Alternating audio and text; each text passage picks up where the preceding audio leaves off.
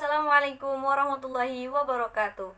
Alhamdulillahirabbil alamin wa bihi nasta'in wa ala umurid dunya waddin wassalatu wassalamu ala asrafil anbiya'i wal mursalin wa ala alihi wa sahbihi ajmain. Amma ba'du. Izin memperkenalkan diri, nama saya Khairatul Nufus dengan NIM 2312738 dari jurusan Bimbingan Konseling Pendidikan Islam semester 1 kelas B dengan MK Sejarah Peradaban Islam. Tujuan saya membuat video ini hanya ingin menjelaskan sedikit mengenai judul kondisi geografis Jazirah Arab, agama, dan peradaban pra-Islam. Sebelum Islam datang, kondisi geografis Jazirah Arab bukanlah seperti sekarang ini.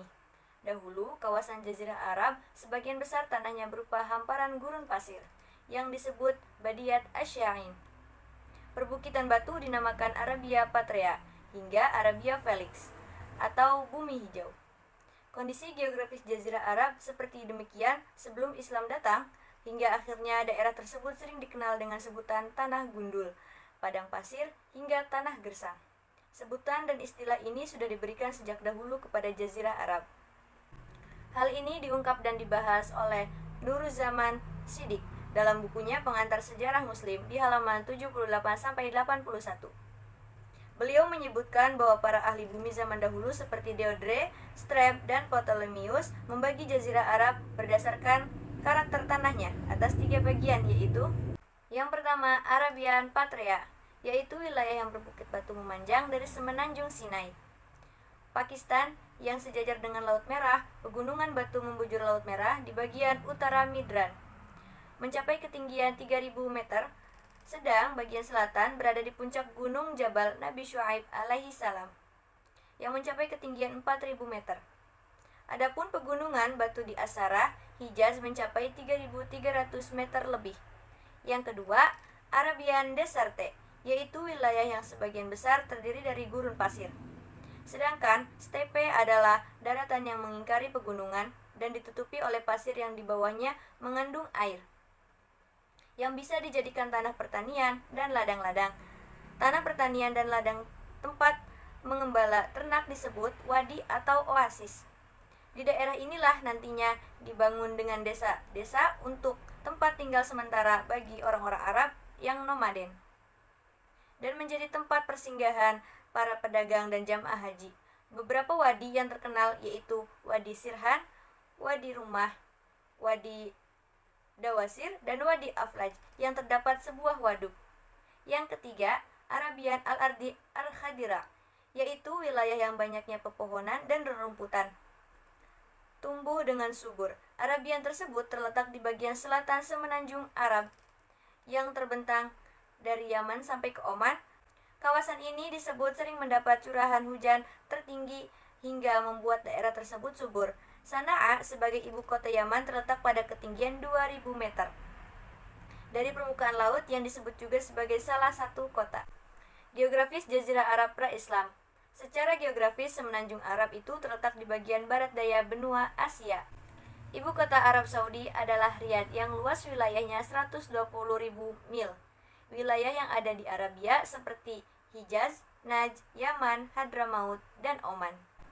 Adapun perbatasan Saudi Arabia, sebelah utara berbatasan dengan lembah gurun Syria, sebelah timur berbatasan dengan dataran tinggi Persia, sebelah barat berbatasan dengan Laut Merah, sebelah selatan berbatasan dengan Samudra Hindia. Di kawasan Jazirah Arab banyak dijumpai gurun pasir. Gurun pasir Syria salah satunya yang disebut Badiyat Asyain. Bagian dari gurun pasir ini biasanya dikenal dengan nama Al-Hamad.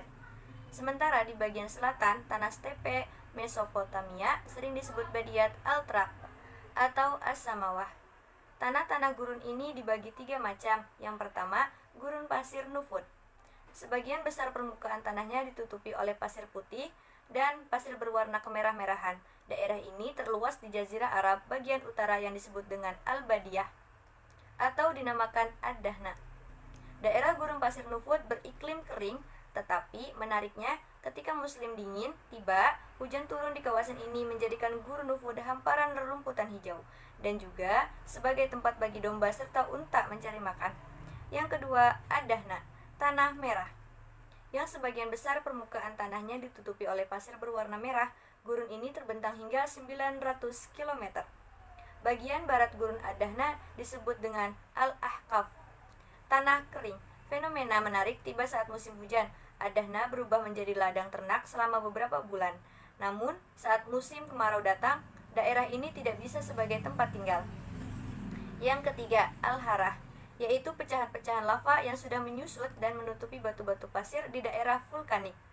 Ia terletak di bagian barat dan tengah semenanjung Arab, yang terbentang sampai Hauran. Iklim di Jazirah Arab sebelum masuknya Islam bersifat kering dan panas. Perbedaan suhu panas antara siang dan malam yang cukup besar memberi pengaruh besar pada kondisi geografis Jazirah Arab, yang sebagian besar terdiri dari perbukitan batu dan gurun pasir.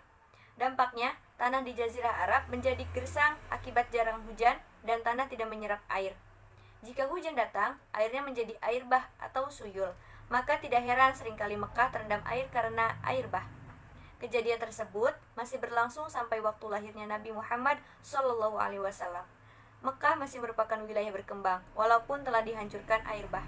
Jazirah Arab dikenal beriklim panas dan kering dengan kondisi geografis yang sebagian besar terdiri dari perbukitan batu dan gurun pasir, mampu memberi pengaruh pada bentuk fisik dan watak masyarakat Arab jahiliyah pra-Islam. Kondisi agama Islam. Sejak tahun 1990-an, pengaruh Islam semakin tampak jelas di jalan-jalan Indonesia dan mulai memainkan peran yang lebih penting dalam kehidupan sehari-hari umat muslim. Contohnya, jumlah wanita Indonesia yang menggunakan jilbab telah meningkat dan beribadah di masjid semakin menjadi bagian dari kehidupan sehari-hari. Namun, penting untuk memahami bahwa perkembangan Islamisasi ini sama sekali tidaklah sama dengan radikalisme atau Islamisme. Sebagian besar umat muslim di Indonesia memiliki toleransi tinggi pada agama-agama lain, beserta aliran-aliran lain di dalam Islam. Meskipun radikalisme di Indonesia mendapatkan lebih banyak sorotan di media sejak ada penyerangan 11 September 2001 di New York, terutama setelah beberapa pemboman di Bali dan Jakarta pada tahun 2000-an. Ini bukanlah fenomena baru di Indonesia. Insiden-insiden yang melibatkan radikalisme Islam telah terjadi jauh sebelumnya, seperti pemberontakan Darul Islam pada tahun 1950-an. Di daerah-daerah pada tahun 1950-an, pembantaian komunis pada tahun 1965 sampai 1966, pembajakan pesawat tahun 1981, dan berbagai serangan-serangan pada tempat yang dianggap haram. Peradaban bangsa Arab pra-Islam.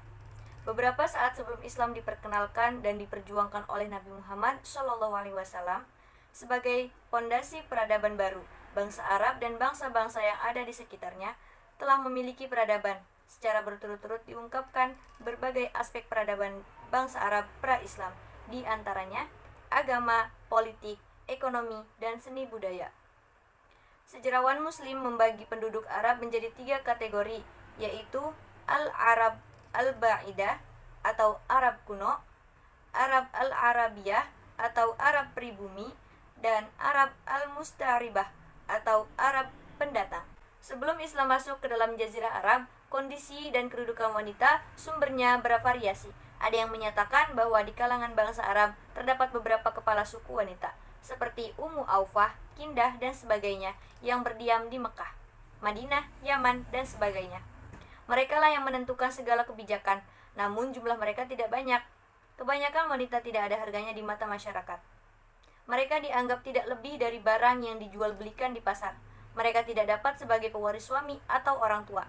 Laki-laki dengan semaunya bisa nikah dengan wanita yang banyak, sedangkan wanita hampir tidak.